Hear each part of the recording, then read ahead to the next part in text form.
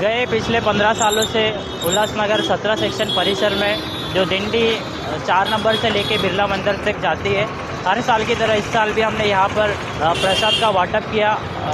और मैं पांडुरंग जी से यही कहना चाहूँगा कि उल्लासनगर शहर का विकास हो, यही हमने आज पांडुरंग जी से शुभकामनाएं मांगी। और आप सभी को, पूरे उल्लासनगर शहर को, लाहने परिवार की ओर से और मेरे सभी मित्र परिवार की ओर से आषाढ़ी कार्तिकी एकादशी की हार्दिक हार्दिक शुभकामनाएं। आषाढी एकादशीनिमित्त जे काही पायी दिंडीबरोबरच इतर भाविक आहेत त्यांच्यासाठी प्रभू लहाने आणि त्यांचं संपूर्ण टीम जवळजवळ गेली 10 वर्षापासून हा उपक्रम सातत्याने राबवत आहे।